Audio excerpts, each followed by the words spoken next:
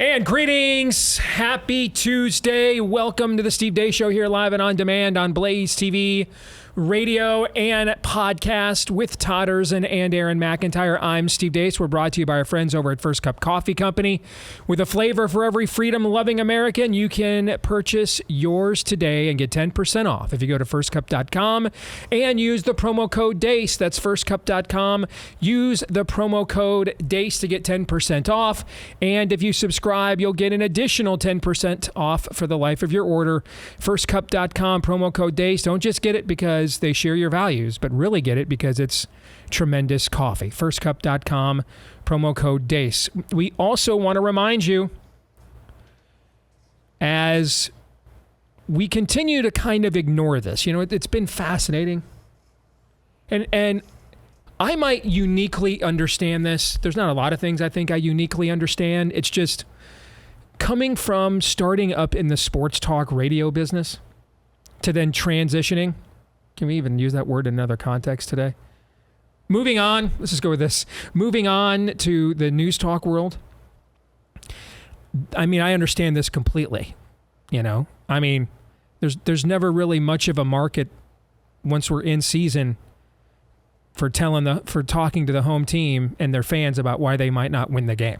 Everybody wants to have you tune in and tell them why they want you to lose. Now, you might not be surprised to learn that when I did sports talk radio, it really wasn't much different than what I do here. I didn't really care, okay, whether you wanted to hear that or not. I was going to tell you what I really thought, and I just had to, you know, gamble that if I did it in an entertaining enough way, even if you didn't like hearing it, you would tune in, because I was never, ever going to rub your belly and tell you that we're going to make the bad man stop, okay?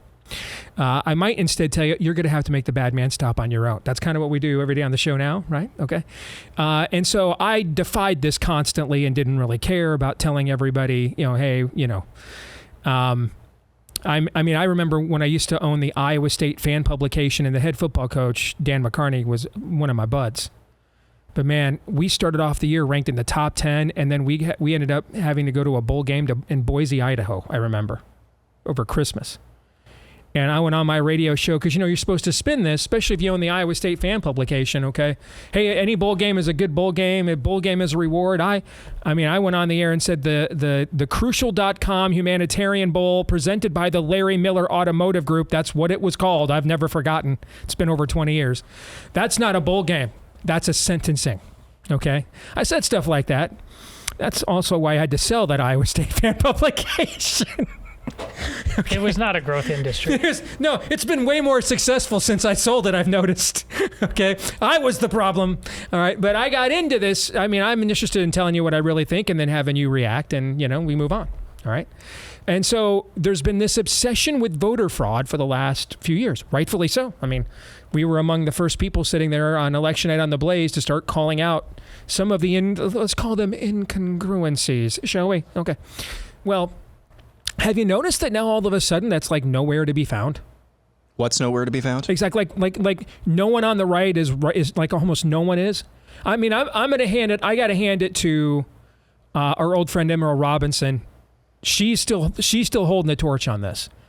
I mean, I see her going after other big name conservative influencers who, you know, Trump's going to win in a blowout. And she's like, we didn't fix any of these problems. So props to Emerald for that. Okay. But by and large, this isn't getting talked about in very many places after it was obsessed over for the last few years, right? Right.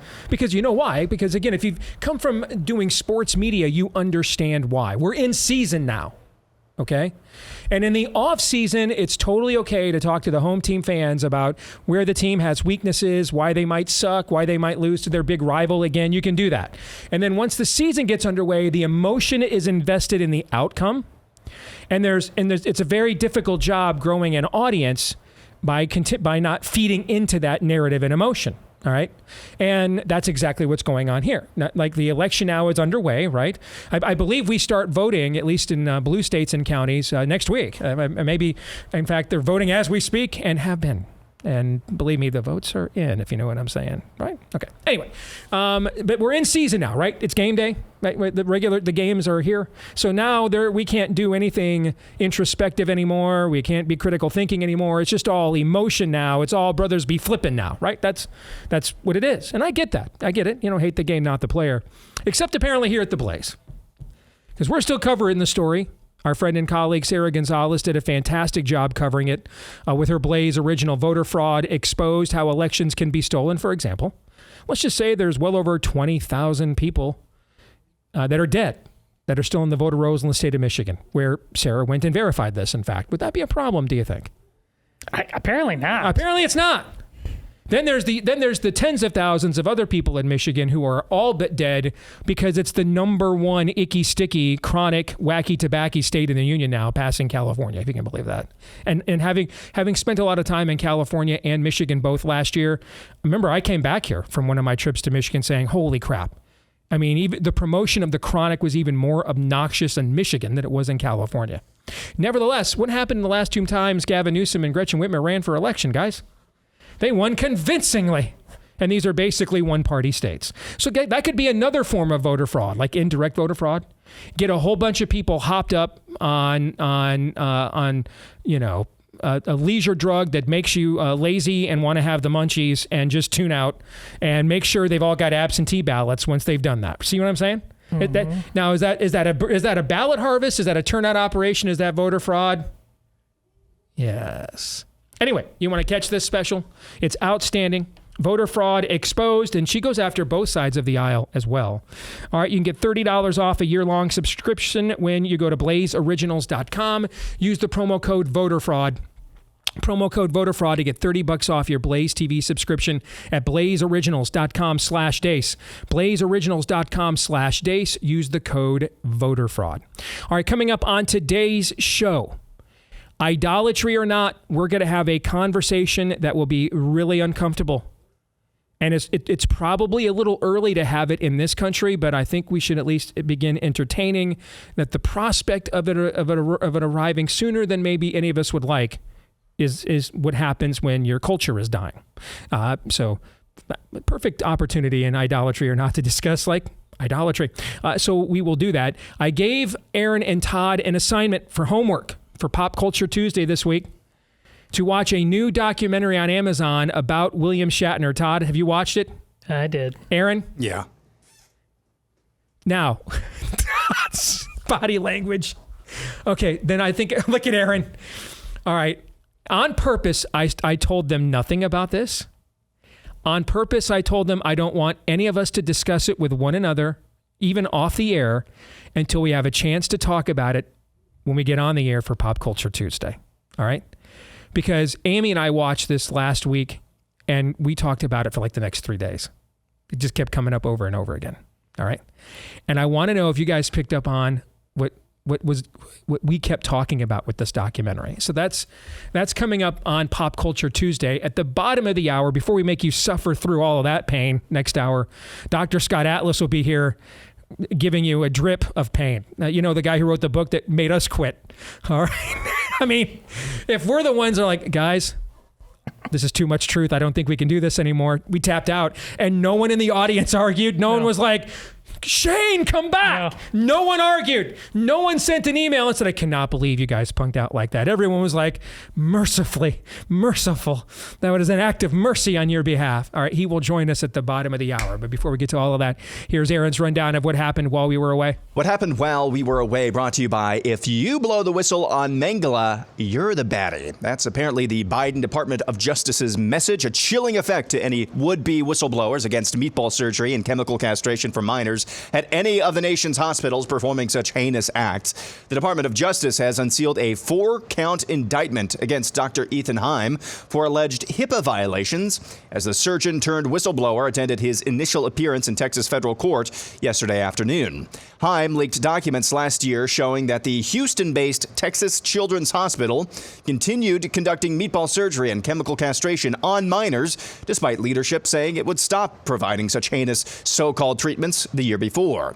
Time maintains the documents that he leaked to conservative journalist Chris Rufo, who subsequently published the bombshell story in May of 2023, were partially redacted to protect the identities of minor patients. The release of unredacted information would not necessarily have violated HIPAA, which allows protected health information to be disclosed if it's used to stop a serious and imminent threat to health or safety, which obviously applies in this case. Nevertheless, the DOJ went into burn the witch mode against the Texas surgeon, and now he's facing a decade in prison and hefty fines. Kansas Attorney General Chris Kobach is suing pharmaceutical giant Pfizer over claims the company misled the public, Kansans included, in its claims about the COVID jab. Pfizer marketed its vaccine as safe for pregnant women.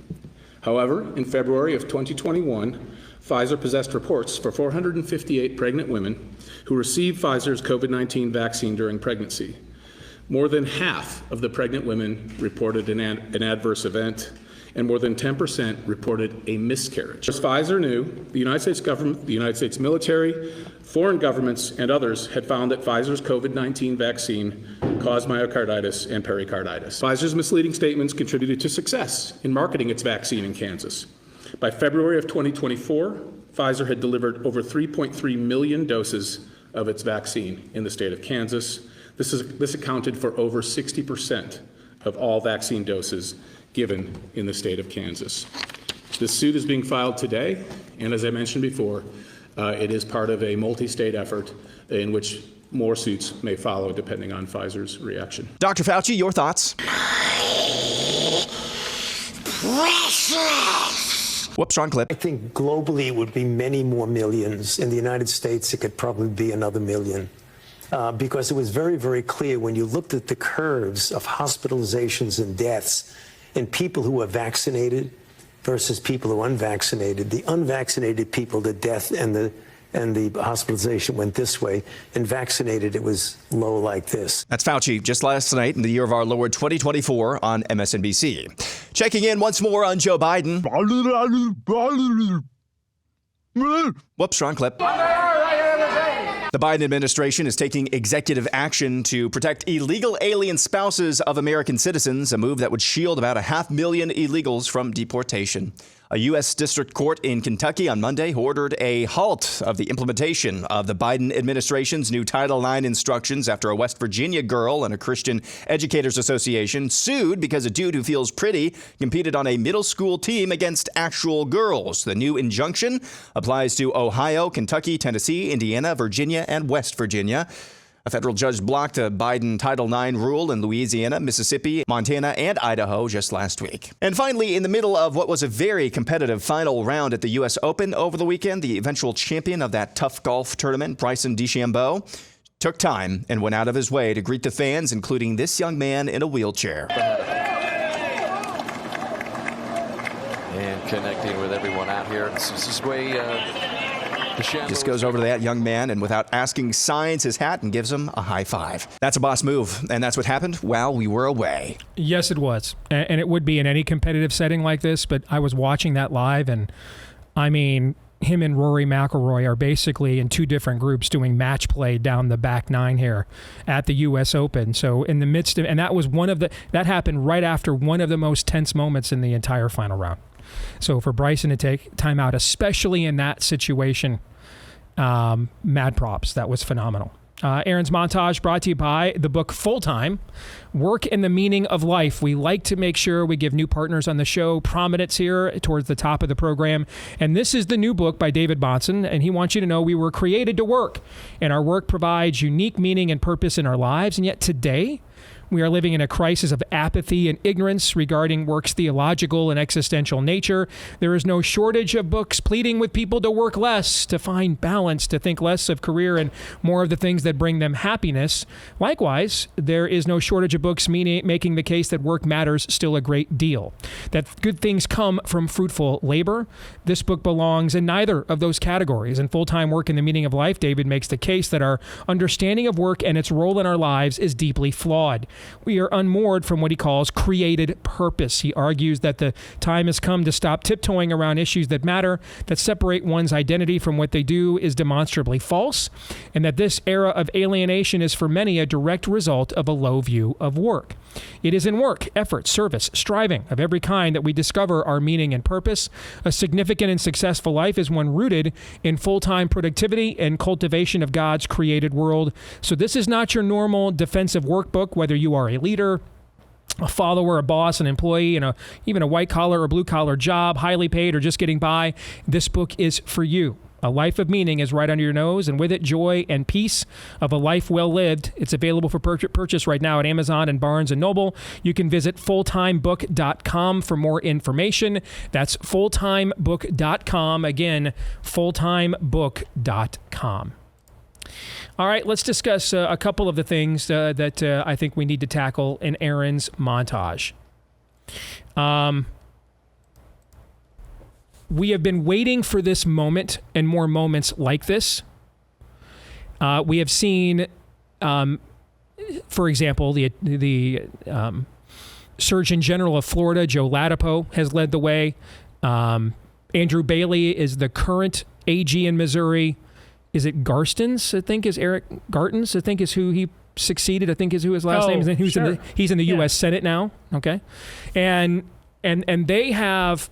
I mean, nobody in public office has done more to expose the truth about what has gone on here the last few years in healthcare administration, public office than Joe Ladapo has. No one has.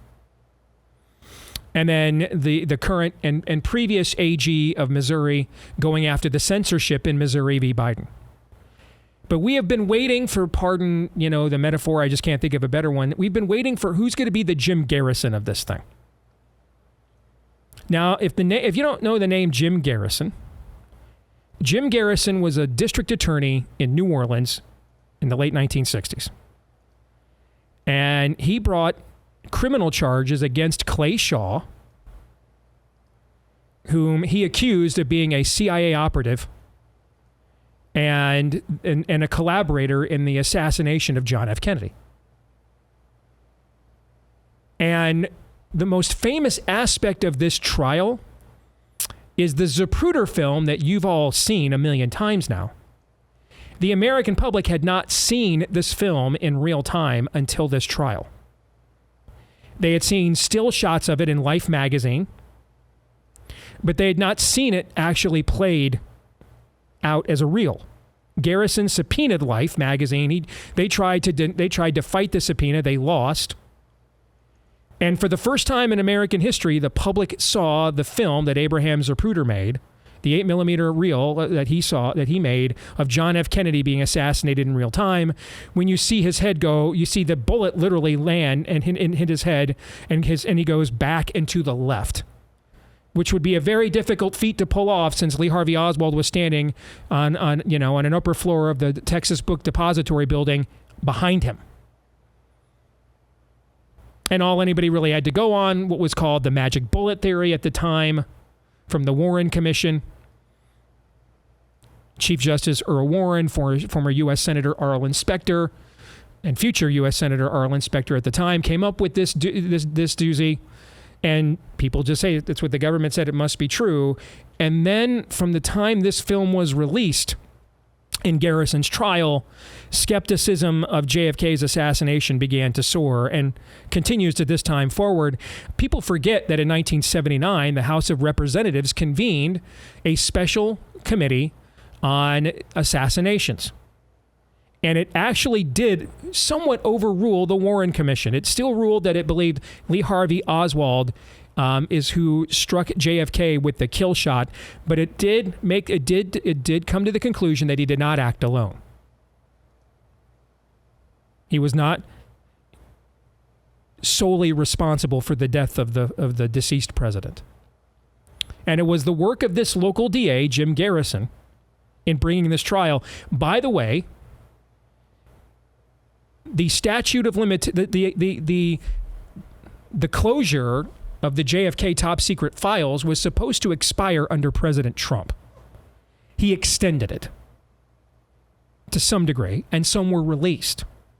In the files that were released, because in this trial, if you know the outcome, Clay Shaw, played in Oliver Stone's movie by Tommy Lee Jones, Clay Shaw is found not guilty. And he's not a CIA operative, which he did not understand under oath. What the partially unsealed JFK files do reveal is that Clay Shaw actually was a CIA operative. Actually was. Now, whether he was actually Lee Harvey Oswald's handler or not, okay, we don't still officially have those dots connected. Last I researched it, but it does admit that Clay Shaw, he did at least perjure himself. He was a CIA asset. Jim Garrison was correct about that. Now, why do I bring this up in the context of Chris Kobach and what is doing in Kansas? Because we've been waiting for this figure to emerge in this need for justice here. And it was clearly never going to come from Washington, D.C. I mean, the hearing the Republicans did on this a week ago was such a disaster. Aside from one guy, a freshman congressman named McCormick, the entire thing was a disaster, and if anything, hurt our cause. We'd have been better off if, to the point, what's the point of even having a Republican Party? If that's what they're going to do, we're just better off muckraking this on our own. You know what I'm saying? That's how bad it went. But there are other layers of government. There's local DAs, there's state AGs. And as helpful as the Missouri state AGs have been thus far, what Kobach is doing here is what has been most necessary. Going not after censorship, these things are all very important, but going right at the heart of the premise of this entire crime against humanity. This is fraud, and someone has to pay. May his house increase. And here's the thing, I don't know if you guys know the name Chris Kobach at all. I don't know him at all. Interviewed him a few times, probably doesn't remember who I am. This is not a guy they're going to scare easily. I mean, I remember one time I had him on the show years ago before you guys came to work here, and he had some position in the state of Kansas. I can't remember what it was. And he went after illegal immigration. And I mean, the illegals were like protesting outside of his house and everything else. He's short of killing him, he's faced everything else. This is not a guy this is the first time he's, taken on this level of existential fight against the spirit of the age. And when he sees everybody turn against him, and when he sees their rabble-rousing crowds, and when they show up in March in his neighborhood and they look at his house like, that's a pretty nice house you got there. It'd be a shame if something happened to it. He's faced all this before. He's done all this before. So those sorts of Marxist intimidation tactics, I don't think they're going to work on him. Here's the other thing about Chris Kobach again, I don't know him at all. I've just interviewed him a few times, and he's been involved in some high-profile stuff in the past. This guy's also very ambitious. I know most of the time in our context today, that's a bad thing, right? But all throughout human history, a lot of great things have happened because men were ambitious. True. Know what I'm saying? I mean, didn't we just do a read for a book about the necessity of seeing work and productivity being a part of your calling as a created being, and to use those gifts and talents to glorify your maker, right? Yeah, oftentimes being ambitious means you have to get uncomfortable. So correct. Talk to me. Correct. Now, if the ambition is purely craven, right? If I'm seeking after positions of significance and prominence purely for my own narcissistic satisfaction, well, that's idolatry, right? But if I get significance and satisfaction out of doing great things, that's not necessarily idolatry at all. You know what we used to call that? Men. We used to call that men. Like when we were a much less pagan country and Ted Williams was asked, I mean, what do you want to be known as? As a baseball player. One day I walk down the street, people look at me and say, there goes Ted Williams, the best damn hitter that ever lived. Bernard Malamud stole that when he put that in The Natural for Roy Hobbs. Okay? That's where that line comes from. Ted Williams said that. No one thought that Ted Williams was speaking idolatrously when he said that in 1941, because you know what? Ted Williams might have owned every last record in the Major League books, except he went off to World War II, right in the prime of his career. Hit 400 in 1941, and then went off to fight in the war. Some say he was a better pilot than he was a hitter, too. Yeah. Well, given his hand-eye coordination, yeah. Okay, I could see that. So we used to just call striving for significance and the desire to do great things because of the legacy they would leave. We used to just call that men. That's what we used to call that. So I'm not saying that Kobach is ambitious necessarily in the craven sense. Hey, I hope one day I get to be a Fox News contributor so I can be on there with Albino Gowdy and do the Brothers Be Flippin' TV. That's not what we're talking about here. The guy wants and seeks power, and when he gets it, he usually uses it. Like he's using it right here.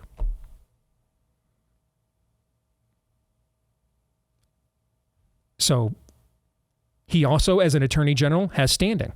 You're not going to see a situation where the Supreme Court, like they did on the baby killing drug last week, well, you guys don't have standing to do anything with this.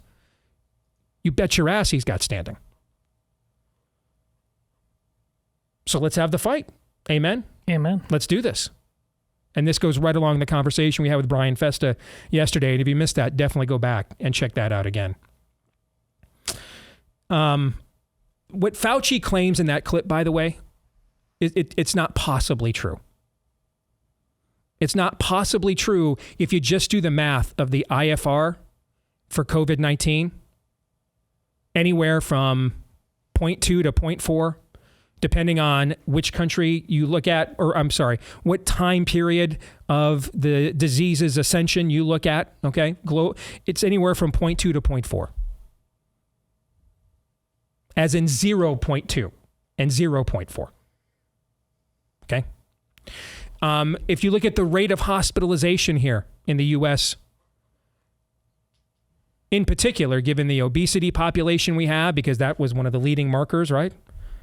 Obesity, vitamin D deficiency were the leading two markers of whether you were going to be hospitalized, along with age, of whether you were going to be hospitalized with COVID-19, right? So even though we are among the world's leaders in those markers, only 2% of people infected with COVID had to be hospitalized.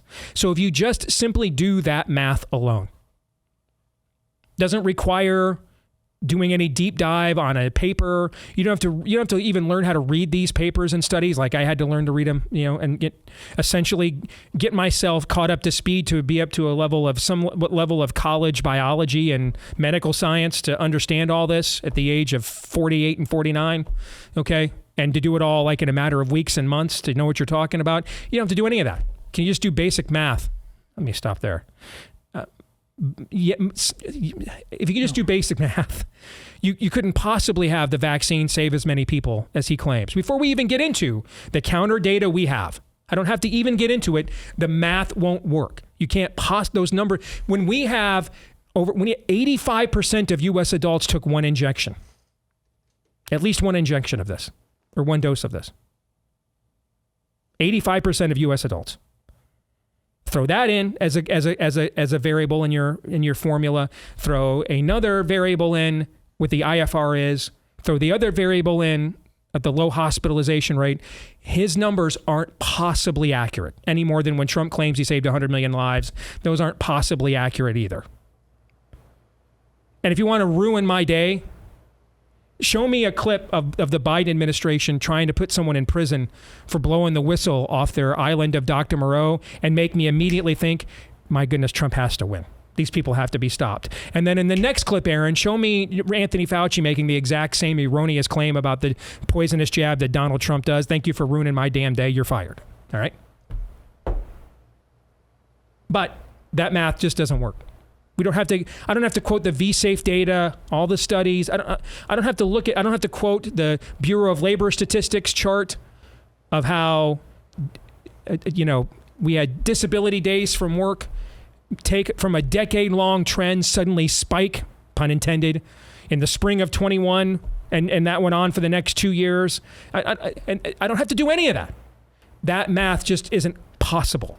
It's not possible any more than 2 + 2 being 9 is possible. It's not possible.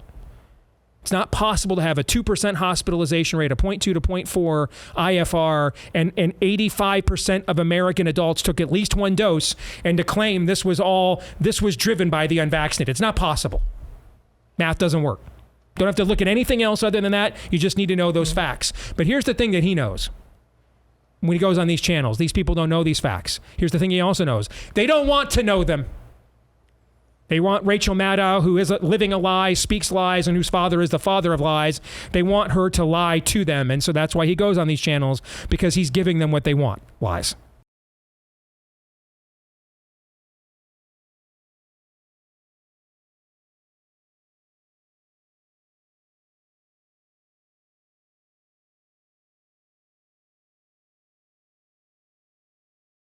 All right, back here on the Steve Deace Show, live and on demand on BlazeTV radio and podcast. We're brought to you by our friends at Freedom Project Academy.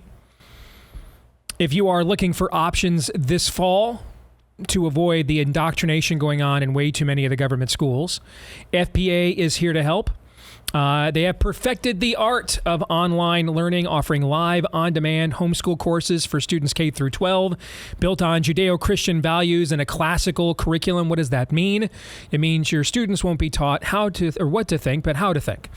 They won't have their critical thinking never even materialized, but instead it'll be incentivized at FPA. This is essentially, they're going to be taught the way the founding forging generations of the country were taught. I saw firsthand, my own son was enrolled in FPA for 2 years, and the benefits of that experience are still here to this very day. And I also saw these guys, Dr. Duke Pesta and the team behind this school. We worked together fighting against Common Core back in the day as well. So these folks are true believers, and they know what they're doing. And right now, you can save 10% on tuition if you enroll at freedomforschool.com. Use the preposition, not the number, FOR.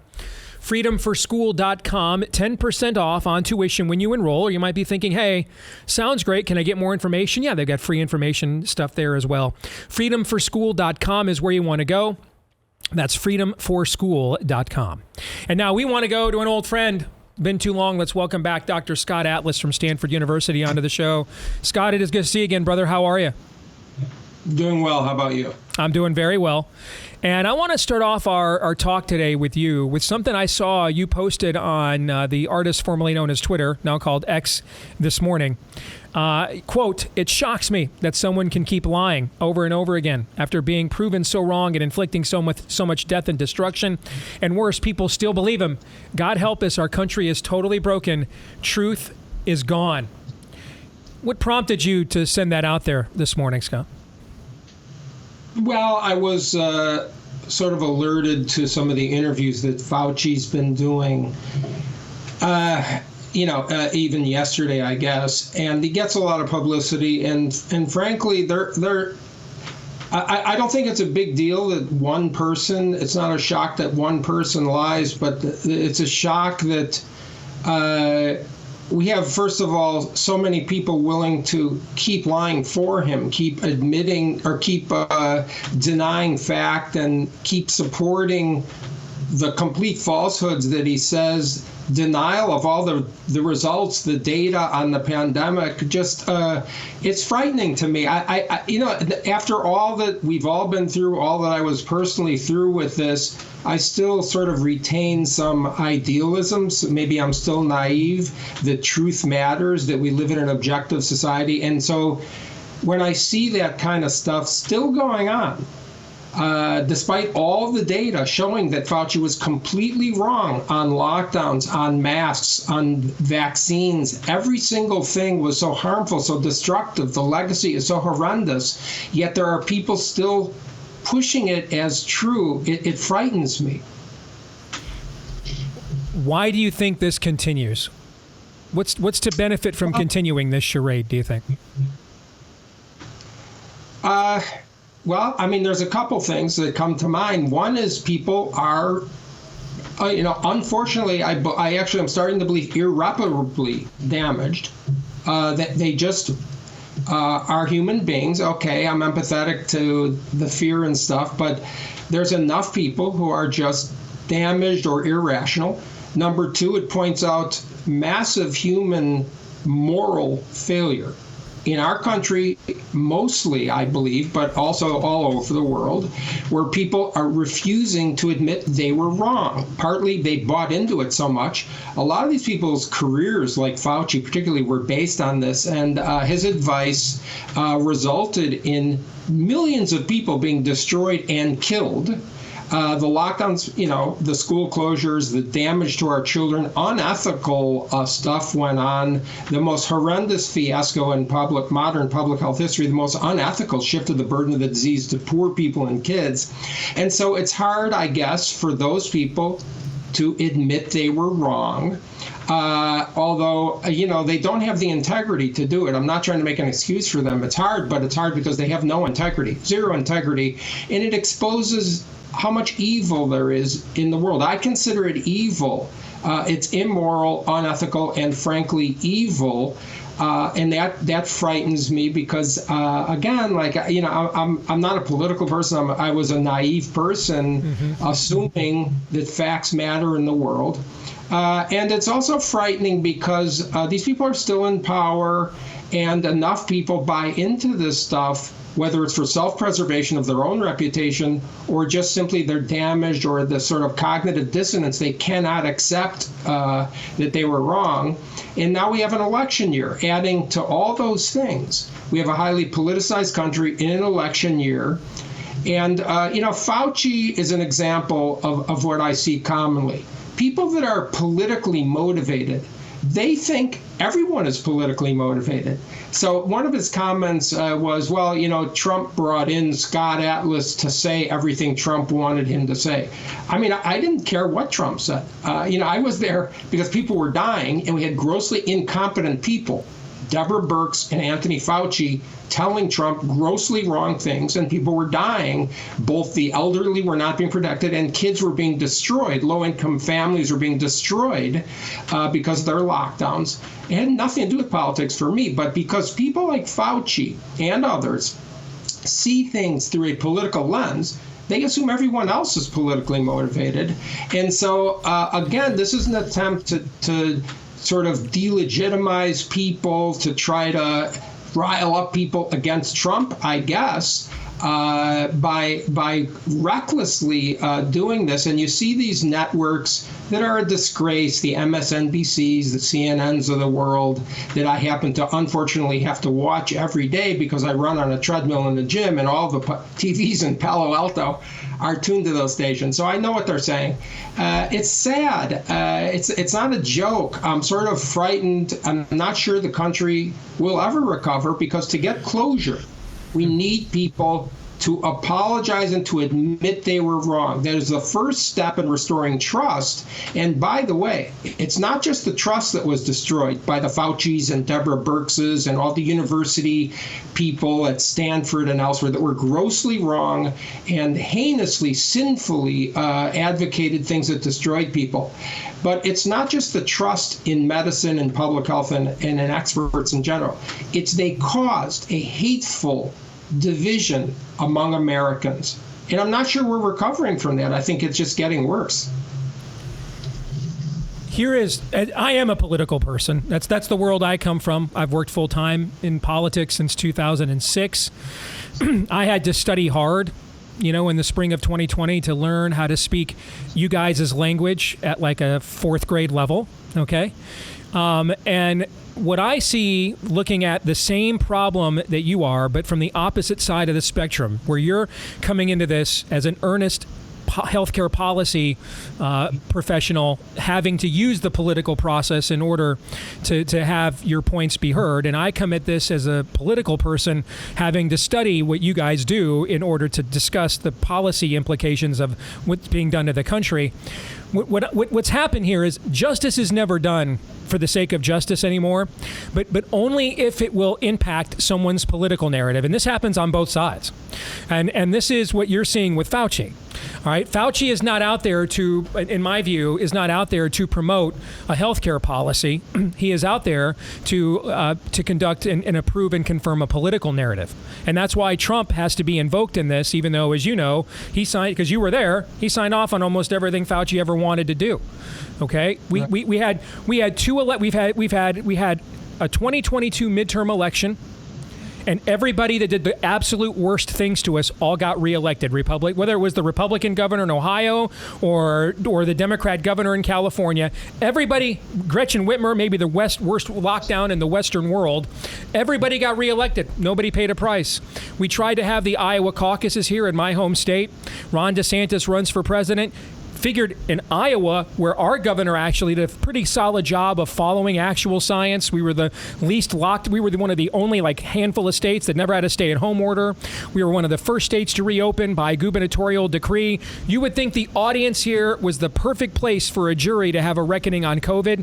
Didn't want to hear about it. Wanted to just move on and act like it never happened. Even here, I can't even imagine what goes on within the ecosystems of Connecticut or California or Oregon, right? And those kinds of places where they embraced this stuff and it was a badge of honor to wear the mask. And so I've just come to the conclusion, brother, I think the people are broken. And there's no critical mass of people demanding that the folks you're talking about be held accountable. And you saw this in the hearing the Republicans tried to have with Fauci last week. One guy, a freshman congressman named McCormick, actually asked any form of a decent question. The rest of them just went up there and feted the guy and made fools out of themselves. So in the end, the people are the problem, I think, Scott. Well, I can say a couple things to sort of concur with what you said. Number one, nothing will change from above, meaning in the political system. We cannot look to these people. We, the people, need to make the changes. And the acquiescence of the American people was very frightening during the lockdowns. We didn't have much in the way of protests here. So that's one thing. We need to step up, individuals with courage, individuals who are common sense, rational thinkers, who care about their children, need to step up. That's number one. And number two, I want to agree with you that in the 2022 governor elections, it's something like 8 of the worst lockdown states had governors running for re-election and 7 were re-elected. That means voters do not prioritize freedom. In the United States, a country that was founded on freedom, this was a massive human rights violation, the lockdowns and the school closures. It was more than just overstepping. It was more than just breaking fundamental rights that are guaranteed in this country. It was a human rights violation. And yet people are willing to excuse it or whatever. So I'm frightened about that. This is what prompted that tweet. I just don't know what kind of country this is. And yes, I still believe most people are what I call normal. And I use the word normal as a compliment. That means common sense, rational thinking, not insane, not running around with a mask on. The masks don't work, period. They don't stop the spread. They don't protect the wearer, period, for viral respiratory infections. Yet in my state of California, as I'm sure where a lot of people live, we still see people masking their young children, walking outside. It's insane. But I do believe most people are normal. And I hope that they understand what's important. But of course, everybody votes on a lot of different things. I just don't, it's getting to the point of no return here, though. Okay. The reason that we need to demand accountability in some level, whether we'll get it or not, we need to keep it in the public view, is because it will happen again. Yep. Okay, that's the point. It's not about retribution. It's not about punishment to me. It's about these people are still in power. Okay, we have a President Biden, who declared a public health emergency 2 years after the public health emergency was over. He kept the public health emergency. So there are legislative fixes. There are fixes that can be done that limit power. But the reality is most people in Congress on both sides, you'll notice, I want to pick up on something you said. The hearings, a lot of it focused on gain of function research. Why is that? Now, partly because gain of function research is dangerous, and the NIH was involved in funding gain of function research when it was banned in the United States, and they funded it in a country where we couldn't even monitor, China, not just an adversary, but a place where I've been to these labs, and it's very sloppy there, so errors were going to occur. But secondly, we have people in the United States Congress who wanted, in my view, to focus on questioning gain of function research rather than the disastrous abuse and human rights violations of the lockdowns and school closures when we knew, and I wrote it over and over again in March, April, May, June, July, August, September of 2020, for months. The data was in, yet they didn't want to ask about that. Why not? The congressmen on both sides, why not? Because they agreed with that garbage. They cannot admit they were wrong. McCormick did a great job, the representative, playing a tape of Fauci being a vile, vicious authoritarian, talking about banning people from work, from school, just to force them to get a vaccine that was an experimental drug that was not just harmful to certain people, but not of benefit to young people. I mean, this was an example of raw power in an authoritarian way in the United States of America. Yet this guy is still given an audience on national TV and praised, and giving graduation addresses at what are our prestigious universities and getting honorary degrees. What kind of a country is this? Brother, we ask ourselves that question almost every day here on this show. Thank you for everything you've done, the bravery you've shown the last few years and continue to, the clarity as well, and the fact that you're not letting go of it and you're finishing the race. We appreciate that, Scott. Thank you very much, and we appreciate you. Thank you. Thank you very much. You bet. Here's what I want to do. I don't think there's any way we can give Scott, the conversation we had with Scott, the justice it deserves in the limited time we have. All right. So before we pivot to idolatry or not, because actually we just discussed an awful lot of idolatry, we're going to lead that segment off talking about this conversation with Scott. Okay. Now, a lot of what Scott described has been planted, germinated, cultivated, harvested in our universities. Thankfully, there's at least one that is pushing back on this and has maintained its founding vision. It's our friends over at Hillsdale College. Its founding document of 1844 said it was to offer the kind of serious liberal arts education needed to preserve, liberal small l, to preserve the blessings of civil and religious liberty across the land. And that mission continues to guide Hillsdale College to this very day. If you want to learn more about that mission, go to daceforhillsdale.com, F-O-R, daceforhillsdale.com. When you're there, you'll see a short video. It's just over a minute long. It'll show you how Hillsdale's work, not only on its original Michigan campus, but also its adjunct in Washington, D.C., and its work across the country is effective in defending American liberty. So take some time and watch this video today at daceforhillsdale.com. Again, that's F-O-R, daceforhillsdale.com. Once again, that's daceforhillsdale.com. If you guys ended up coming to the same conclusion watching the William Shatner documentary we're about to talk about, that Amy and I did, then much of what Scott Atlas just spoke about segues perfectly into this Billy Shatner documentary. All right? It's called You Can Call Me Bill. We will discuss it and give some feedback on what we just heard from Scott Atlas when we return here in just a few moments on The Blaze. Stay tuned.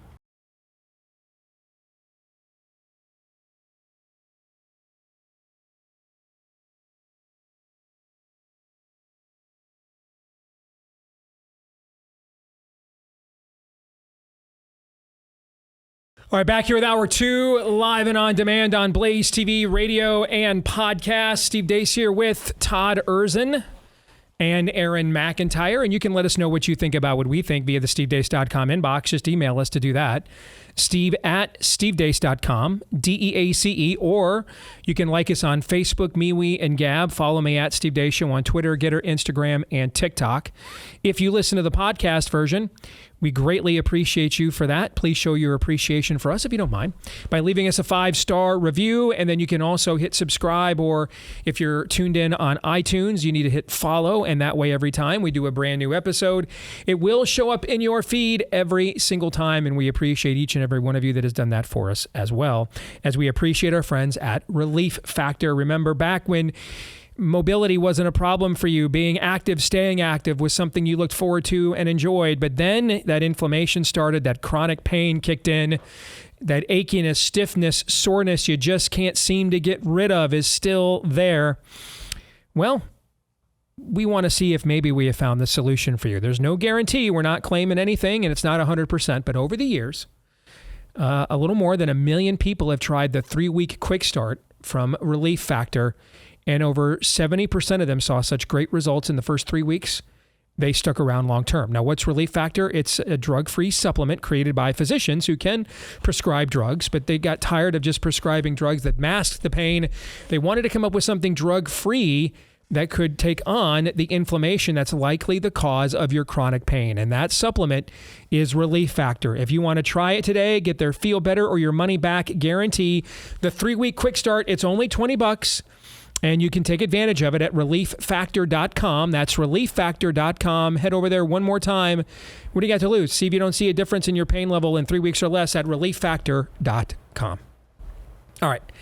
This is actually going to tie into idolatry or not. So let's make the whole conversation we're about to have, including summing up what we just heard from Dr. Scott Atlas on the show last segment. Let's make this entire thing here this week's idolatry or not conversation. Because ultimately, what you heard Scott Atlas describe from a theological standpoint is idolatry. The idolatry of self. I don't have to be repentant. I don't have to apologize. I don't have to be humble. I don't have to be honest. That what's best for me and my agenda in and of itself becomes truthful, even if it has no basis in actual truth. And what happens with any form of idolatry, by the way, you create an alternative reality. You create an alternative reality with any form of idolatry. Idolatry makes fools of us all. You can laugh all you want at the Israelites going down in the valley of Ben Hinnom and throwing their babies into the fire, believing Molech was going to help them get their wife pregnant. You can laugh all you want. You read the Old Testament, talk about the Israelites go up to the mountains, go up to the high places to have sex with prostitutes because Asherah is going to make sure that the harvest this fall is kosher. Laugh all you want. But the same inclination in the human heart that led them to do such things, that led other pagan civilizations to throw their babies into the volcanoes or over off the top of mountains.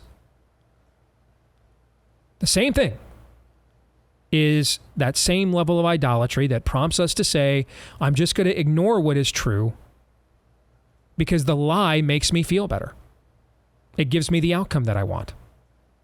Which is why I said last week on the show, the greatest fault line in our culture is not left versus right. That's a real fault line, and it matters. It's not globalist versus populist, also a real fault line, and it matters.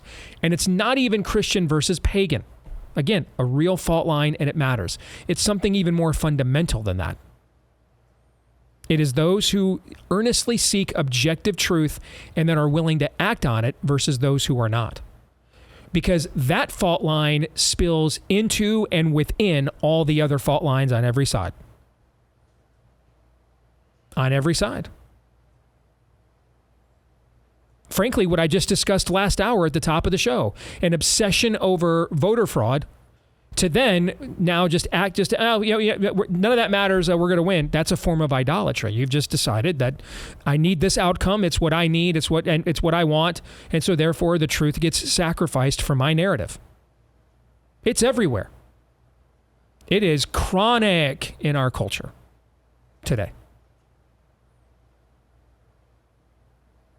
And so this idea that we don't seek after justice, which is another, a synonym of justice, would be truth. We don't seek after it. We don't want to act on it.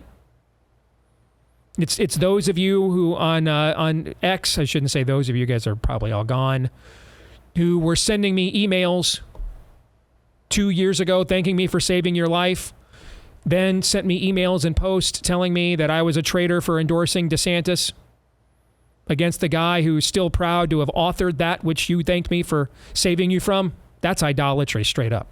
Straight up idolatry.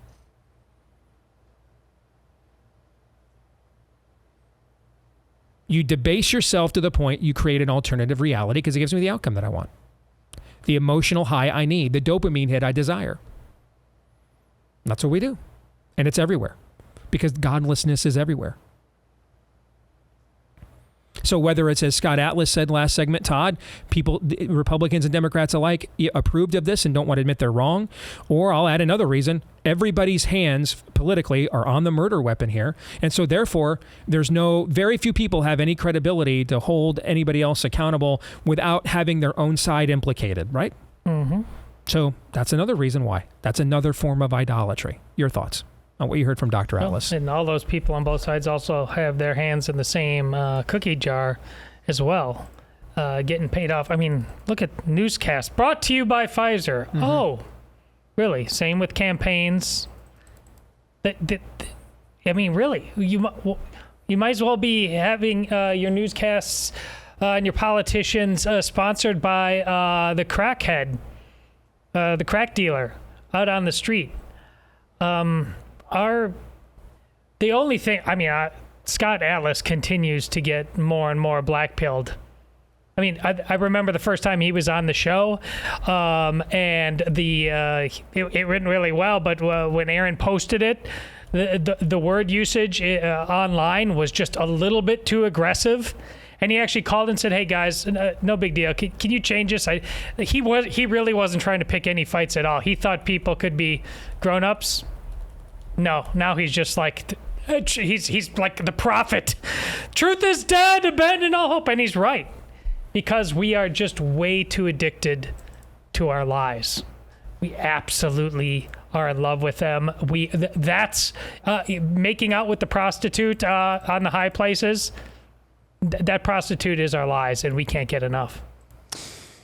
You know, I used to fall for this canard, and it's kind of a case of semantics in my case, but the old lie that you can't legislate morality, that of course is the only thing that you legislate. Morality is the only thing you can legislate. What I heard that as in my mind is you cannot legislate personal ethic or righteousness.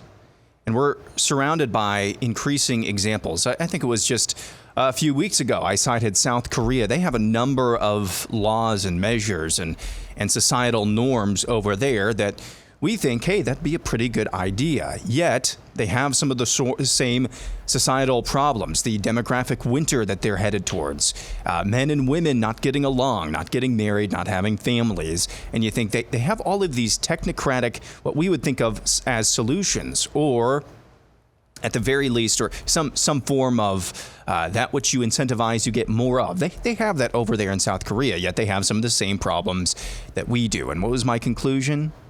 There's a supermajority of people in South Korea who are either functional atheists or outright atheists. The people are the problem. And yes, we should and can, and I pray that we will in the future with people like Chris Kobach and other attorneys general around the country, fight for that which is good, true, and beautiful. Fight for that which incentivizes the good and de-incentivizes evil. We should do that. That's what we're called to do. But until the heart of the people changes, this country's course isn't going to change. Thinking in 2 Chronicles, and I can't remember the name of the king, but he was regarded as a good king. A good king. But it says in Chronicles, he didn't tear down the high places. And then the very next sentence was this: the people's hearts were set against it. Even in that case, the people were the problem.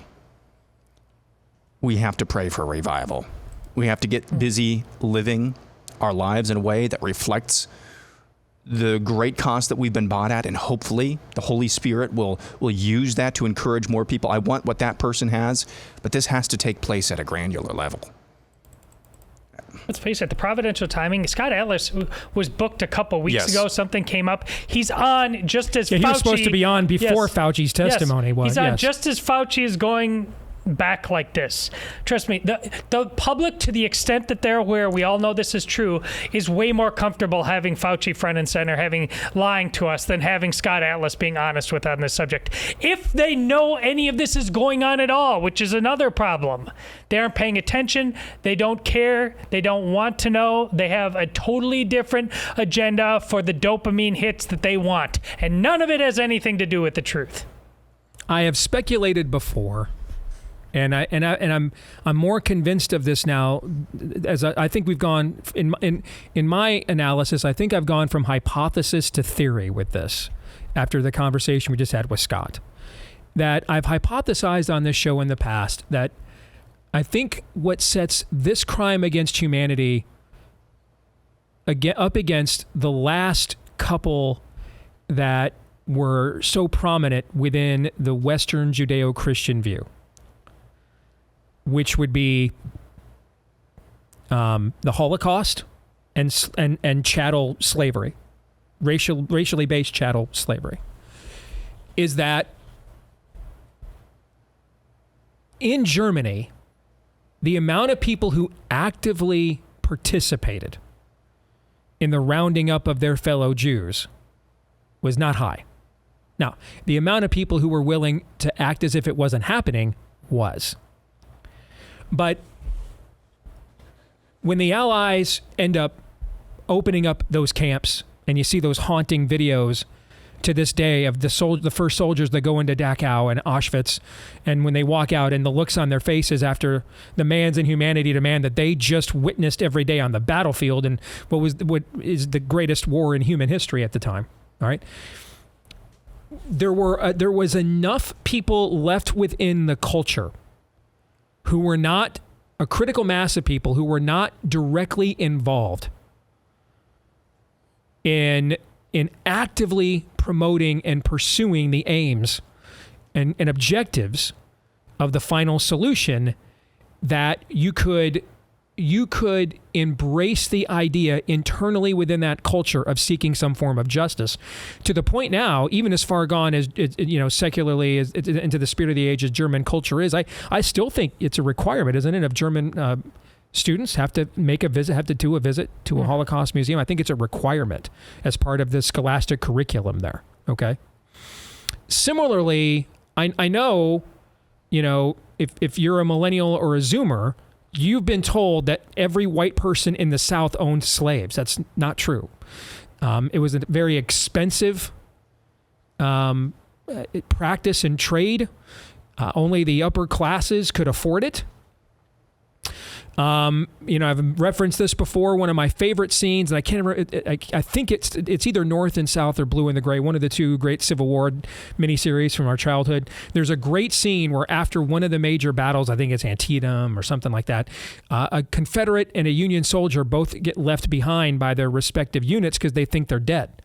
Okay, and they're not. And they wake up and it's just the two of them, and they got to work together now in order to survive. Okay, out here on their own until they can figure out how to get either to their units or back home. And there's an exchange where the Union guy immediately wants to kill this Southern soldier. And it's very clear he's poor, illiterate, okay? And he's like, listen, man, I don't even want to be out here, okay? I'm out there picking cotton with the slaves, okay? I mean, we're poor. We can't afford this. We don't own plantations. This is not something that the average person, not the average person in Mississippi did not own slaves. The average person in Georgia did not own slaves. The average person in Alabama did not own slaves. These were largely pre-industrialized agrarian societies that were well behind the North in development of middle class incomes. And so the idea that every person with a white face had a person with a black face that they were keeping as human chattel just wasn't true. Now, from a biblical worldview perspective, one is too many, correct? Yes. You're right. So too many white people were doing it, but the idea that all of the white people were doing it is not true. And so therefore, again, there's enough people that are able to, when it is time for the introspection, enough people are willing to stand up and say, because their own conscience is not seared by their sin in this area. And so they are able to some degree, have some level of integrity. But even in that case, They then tried to they tried to essentially reboot it as Jim Crow, reboot it as segregation, and this went on for a whole other generation or two in this culture. But if you look at the crime against humanity of COVID, again, over right around 85% of American adults took at least one dose of the COVID vaccine. Almost everybody locked down. Almost every church closed. I mean, you see what I'm saying? The critical mass of people whose consciences aren't seared because they took part in the delusion and even tried to impose it on their fellow man, it's less than a remnant. That unlike slavery, that was human chattel slavery that's happening up here with the wealthy and the elites, and unlike the Holocaust that is being determined and deployed by those specifically within positions of power within the Nazi Party, the SS, etc. If you were an average farmer, if you were a 60-year-old farmer, okay, living in a generational farm an hour outside of Hamburg, you probably had a swastika in your house so you didn't get killed, but that might have been where your understanding of everything, short of glory to Germany, truly ended. You see what I'm saying? In this case, with COVID, it's granular. It's down to the molecular level. All of us are tainted by this. And so I just want to move on. I just want to forget because my own conscience convicts me. And in godless societies where repentance isn't preached, therefore justice is not found, and restitution and then restoration do not occur. What you get is cognitive dissonance. We're just going to memory hold this whole thing. We're going to bury it. And we're like those who just knew Vesuvius was erupting, but just carried on with their orgies anyway, figuring, oh, there's nothing I can do. Get one last dopamine hit in. And then I'm fossilized in the middle of my debauchery. You see what I'm saying? Mm-hmm. That's kind of where we are now. The people are the problem. Which brings me to this documentary I want us to discuss. You Can Call Me Bill. It's on Amazon right now. We're going to discuss it here after I tell you about our friends at My Patriot Supply. Take note. You want to get started with My Patriot Supply because since 2008, they've helped millions of Americans gear up for emergencies. Today, their popular 4-week emergency food kits can't stay out of customer carts. You can get yours right now at mypatriotsupply.com. Each kit offers over 2,000 calories a day. That's breakfast, lunch, dinner, even drinks and snacks. So the full menu of what you need nutritionally is available. It comes in ultra-durable 4-layer packaging. It lasts up to 25 years with proper storage as well. You can order as many kits as you want and save $50 on each one to make sure you're prepared for the next time. Oh, that could never happen here. Happens here. Free shipping included as well.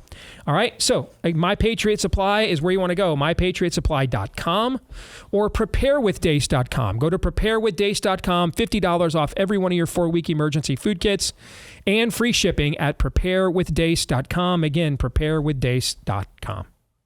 Okay. It's called You Can Call Me Bill. I asked you guys to watch this. I didn't say anything else. I've said nothing else on purpose. I have not publicly commented on this because I wanted what we're going to discuss next to happen in real time. Who wants to go first? I want reactions to this Bill Shatner documentary. I'll go first. I have a very short review of this. This is my short review. I have a much longer review. There's a lot of things I want to say. You Can Call Me Bill. That's what the name of the documentary is. My review is this. Are you sure about that, Bill? That's the review. About a minute into this, I thought, oh man, this is going to be really stupid. And then about 2 minutes into this, I thought, oh, this is going to be really sad. And that second impulse was actually, was really the main overarching theme of this documentary. A better name would be Ode to Hopelessness. Yep. By Bill Shatner. Yep. See, I am the youngest person of the three of us. I'm probably younger than a lot of people listening right now. But I need to pull rank. So having said that, I try to be as humble as possible. If I'm confident in something, I don't tend to hold back. But I usually try to respect my elders. I'm going to pull rank on the both of you here and everybody listening.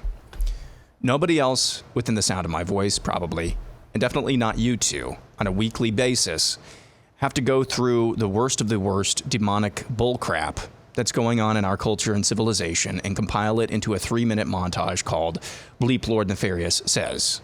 My goal in that, number 1, is to wake people up and to understand what time it is. And number 2, if you are a believer, if you are a Christian, I hope the second impulse within your soul is one of heartache for people, because these are human beings, human souls that we're looking at here. So I compile this all together. I go through that, and I compile it into a 3-minute montage called Bleep Lord Nefarious Says. That is akin to a jagged knife being plunged into your chest and then plunged back out again, most weeks. And Janice, you know who you are. If I'm doing my job right and it was an effective montage, you're in my mentions saying that I ruined your Friday, okay? It's a 3-minute jagged knife in, jagged knife out. That Bill Shatner documentary is like being stabbed with a bowling ball for about 45 minutes. Because in the middle of 45 minutes, he's kind of talking about acting, his career, what have you. The positive at the very beginning, or towards the very beginning, the positive invocation of paganism, he says that. You remember that? He says that. Mm-hmm. The positive invocation of paganism. That the rocks are alive, they are filled with spirit. And then ending it with, I just want to be a tree when this is all over. And recognizing at the very beginning, too, that everything is interconnected. Everything is interconnected. There is a design, the strong implication, there is a design here. He uses the term miraculous over and over and over again, talking about nature and how it awes him. He's driven to tears by looking at general revelation, what we call general revelation. This is what we talked about not that long ago in Romans 1. He's driven to tears by that. And you two, he still hasn't found what he's looking for. He talks about the loneliness that he feels deep within his soul at length. At length. And here's the really, really disturbing part to me. Bill Shatner, William Shatner, if you're doing a kind of a loose scale, 0 to 100, in terms of morality or goodness of Hollywood, for the last generation and a half, he's kind of the archetype of the best of Hollywood. And the best Hollywood can do is paganism, loneliness, despair. That is shattering.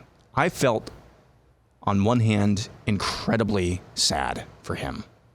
He's 93 years old, I think. Mm-hmm. And he's lived this incredible life. And incredibly I think most of his talent is just God-given. I don't think he's a studied actor, but I don't think he's done this kind of the rough and tumble way. I think he's just incredibly gifted, incredibly talented. No, he wasn't at Juilliard with Christopher Reeve and Robin Williams. Just an immense God-given talent. And he sees God's creation. He understands somewhere in his soul that is God's creation, but he just can't put 2 and 2. Just heartbreaking. I want you to see, dude, this is cash money. If you've got more, empty the tank right here. If that's the short version, what else is there? That is the long version. The short version was, are you sure about that, Bill? Okay. So you guys there's more, but what you've articulated already is almost exactly the reaction Amy and I had. Todd, go ahead. Yeah, well, I had the same Romans 1 reaction. I had the same reaction to the fact that he was talking about love is everywhere, love is in everything, but at the next turn, saying something diametric, all I see is sadness. It's all uncertainty. He said one word that would describe his life more than anything else is lonely. Yeah. After he just said that. Well, where's the love? I thought it's but here's the thing. He's not dumb. He's a really interesting cat. Mm-hmm. He's a smart cat. He's asked a lot of really deep questions.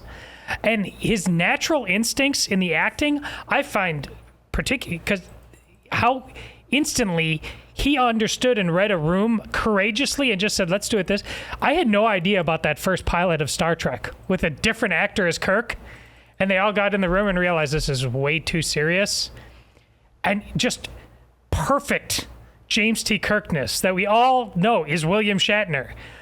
He just says like, well, yeah, sometimes you're serious and you're the leader, but sometimes you're really fun and you're poking Spock in the side. And it just, he absolutely got it in ways that nobody else did. And he also had a career.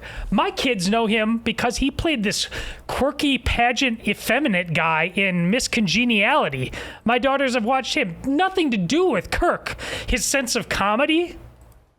So here's the thing. He's capable of taking in a lot of information, reading a room and saying, here's how I'm going to nail it.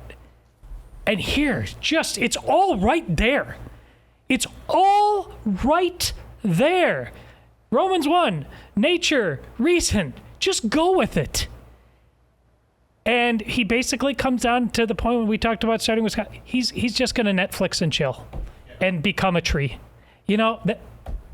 Because he's not alone in this. No one else wants the truth. They don't. This is where, if you end up in hell, you just decided at some point, that's my preference. Yeah. You just articulated what I couldn't come to the conclusion with last night. And I'm like, I love this guy. He's really interesting. He's really cool. It seems as if he genuinely loves entertaining people. That's awesome. All that justice. He's going to hell because he wants it. Justice, law and order, manhood. I forgot. I never watched T.J. Hooker. I was aware of it. He was just like, criminals, you must pay. All of this. He's done it. He's put on the costume. And here at the end now, the one he's really going to choose is fertilizer for a tree. But don't laugh. That's most of us. That, quite frankly, that's a lot of people in the church. Think about the lies you're telling yourself. They're actually, quite frankly, worse because you're walking into the tabernacle every Sunday saying this is the baseline. This is important. This is the alpha and the omega. But your idol over there, you're polishing it just as hard as William Shatner is. You guys did not disappoint. I mean, these are many of the same conversations that Amy and I had watching this. And when we come back, so there's an idolatry or not part of this, which you guys touched on. And then there's the Pop Culture Tuesday part of this documentary where these two things intersect together. And I want to talk about that part of it when we come back. All right, we'll do that. Stay tuned.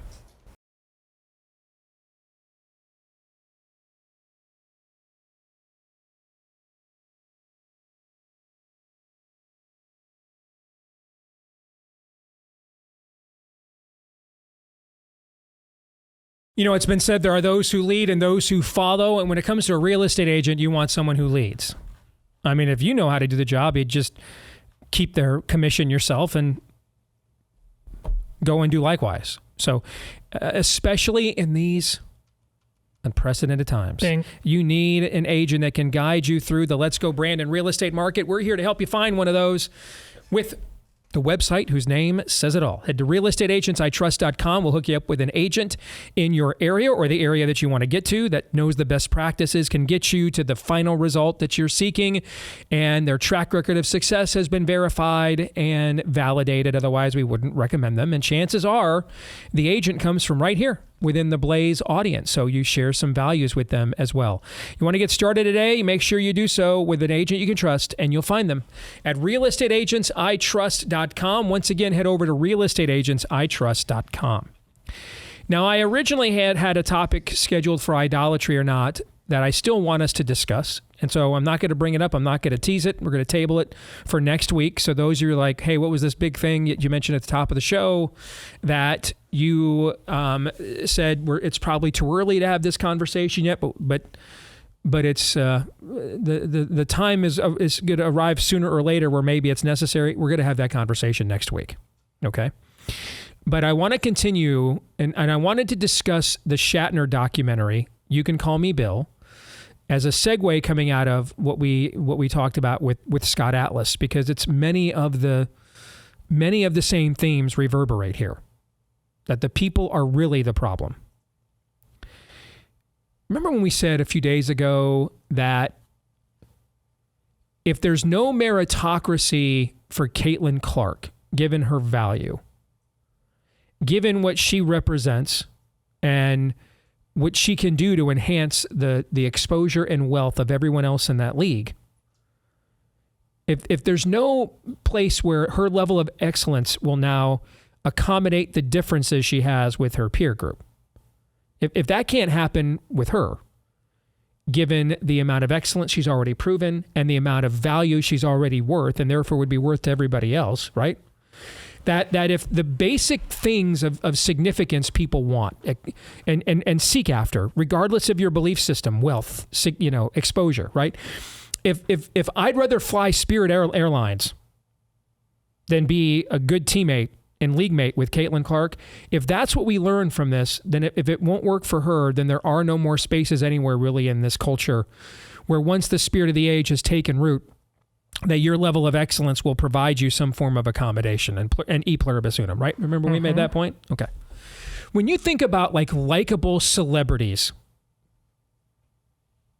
isn't Bill Shatner like at the very top of the list? I mean, wouldn't it be hard pressed to find someone more likable to the average person? Now, if you know the history of Star Trek behind the scenes, his castmates didn't always find that to be the case where he was concerned, okay?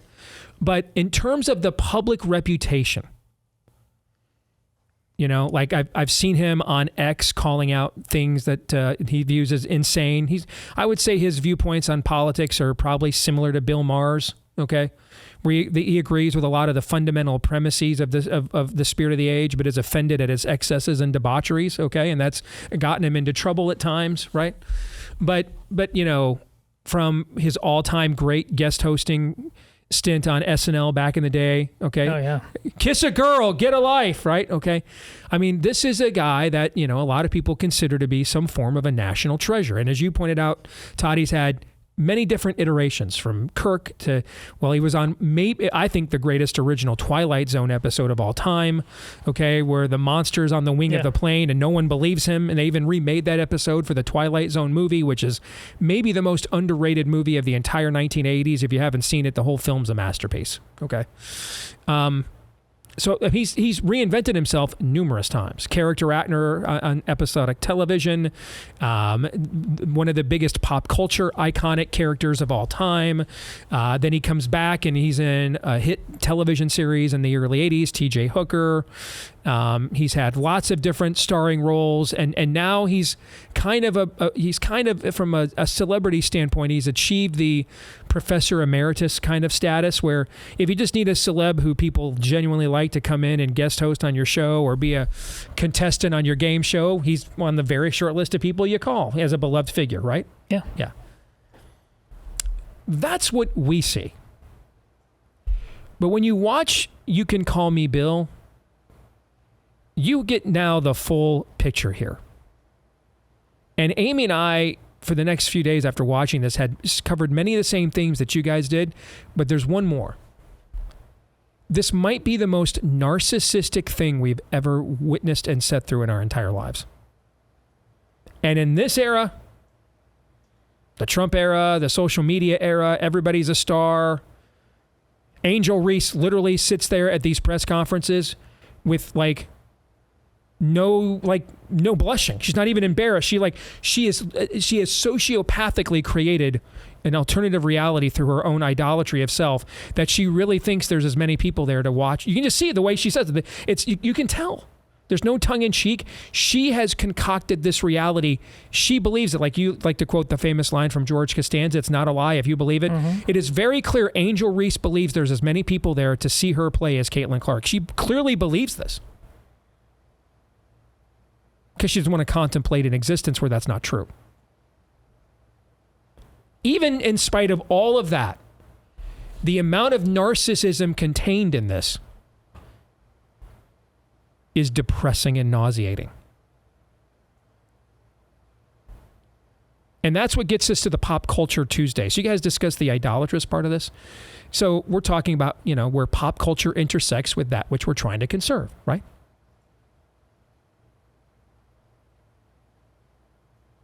Did you notice how little William Shatner's been married 4 times? Did you notice this thing goes, this is almost, it's more than an hour and a half. Much of it is him just sitting down, having a long form conversation with the camera about his memoirs and himself. He's been married 4 times. There's very little conversation about any of his wives. He has several children. They're referenced in like a fleeting moment. More time is spent talking about his love for horses than his kids. I mentioned how much his castmates at Star Trek have often had a very, him and Jimmy Doohan, who played Scotty, did not fully reconcile till like just a year or 2 before Jimmy Doohan died. I mean, they hated each other for years. Jimmy Doohan was a soldier, not much of a BS guy, and just had a complete disdain, his side of the story, for the way William Shatner made it look like the whole thing was about him and everybody else there was just there to carry his jockstrap. When we're watching from the outside and we see this as one of the greatest ensemble, arrangements in the history of American pop culture, right? So a lot of you think that Leonard Nimoy and Bill Shatner were great friends, and at different periods they've each said so, but think about a great friend you've had and a great friend that you grew old with. A great friend that when one of your wives was caught in alcohol and drug addiction, personally made it his mission to pick her up and take her to AA meetings himself. Leonard Nimoy did that for Bill Shatner. All right? And then think about the fact that the last 5 years of that great friend of yours' life, when they're battling illness, you never see him one time. At his funeral, you don't go, but send one of your kids.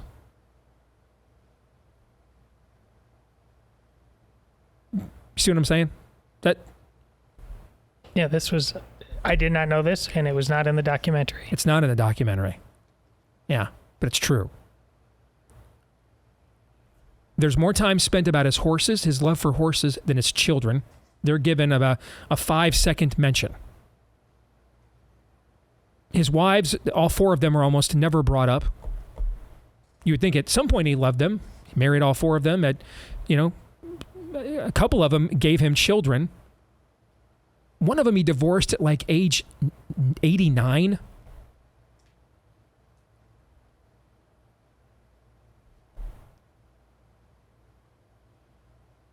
What's his legacy?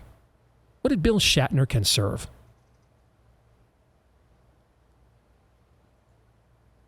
As Aaron and Todd you guys just described, he says in the documentary, if one word best sums up the way he has felt most of his life, it's lonely. And as you pointed out, Todd, he sees love everywhere, but been hard for him to find it in his own life. He's exceedingly lonely. This whole documentary is a case study in narcissistic personality disorder. Or, to take the clinical word off of it and use a stained glass window term, idolatry.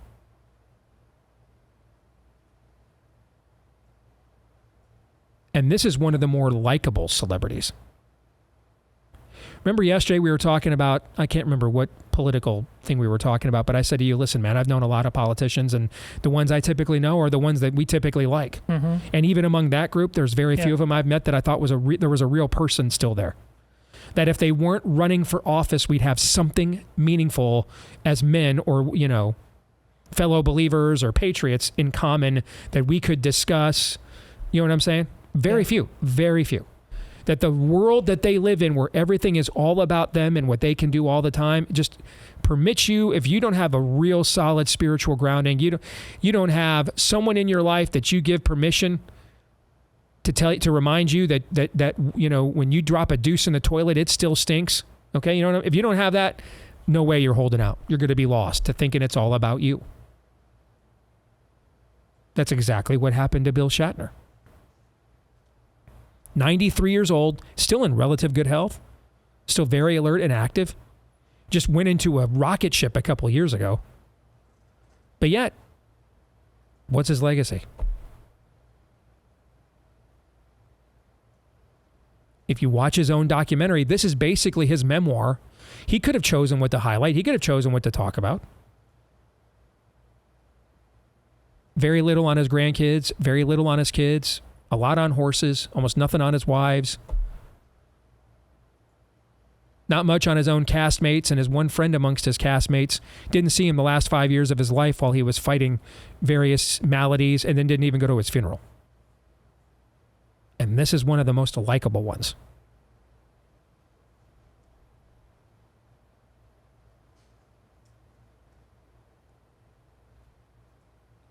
The day after William Shatner dies, people will be sad.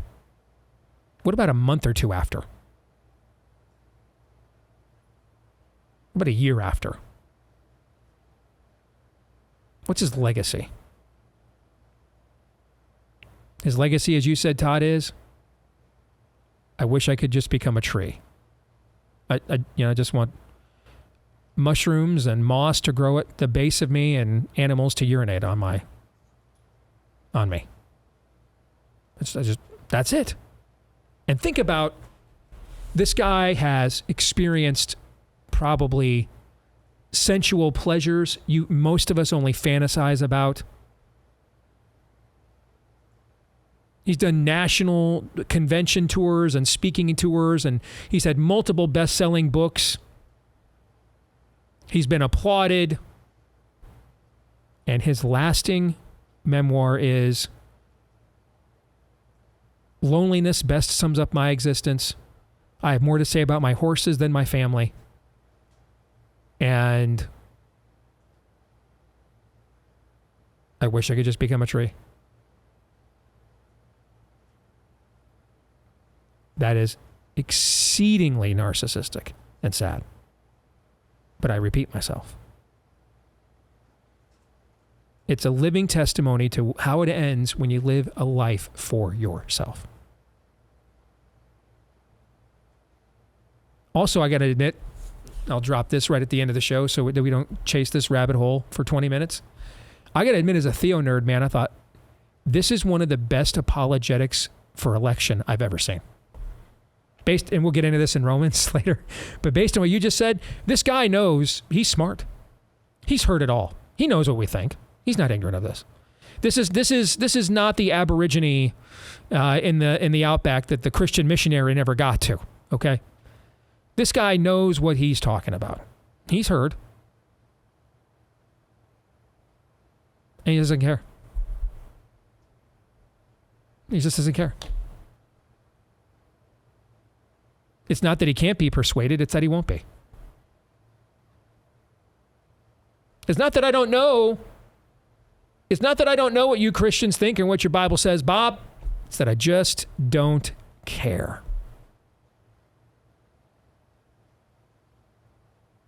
Gentlemen, final thoughts. The most important thing to take away from this is that you'd be wrong to narcissism is only for politicians and movie stars. Use this as an opportunity to connect the dots in your life as well. Does the way I'm living make sense? How much of the way I'm living, no matter what I tell myself, is fundamentally just for me and my whims and my comfort and my needs instead of others? My guess is that's a look in the mirror that you might find uncomfortable. It should be. It should be. I mean, if the Holy Spirit is within you, that should be uncomfortable. And maybe even if that's not the case, the easier for a camel to pass through the eye of a needle than a rich man to enter the kingdom of heaven.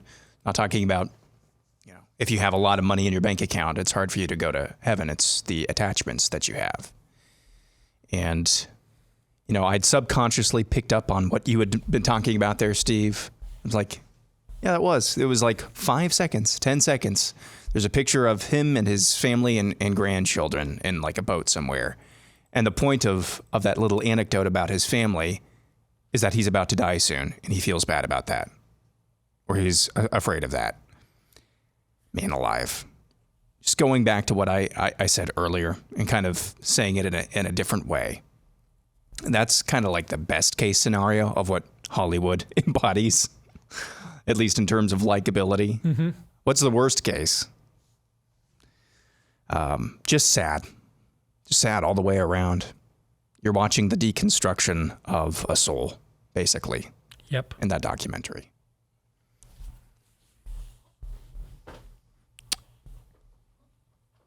There's a lot of talk today that it's about the journey and not the destination. I think that's a fallacy. I think it's your knowledge of the destination that determines the quality and type of journey you have. Because if you look at Bill Shatner's journey, there's a lot of moments there that any of us would want to emulate and idolize ourselves and fantasize about, right? But now as he approaches his destination, what does he have? Fear, loneliness, trepidation? Because it actually is all about the destination. This is the journey. Romans 8:28.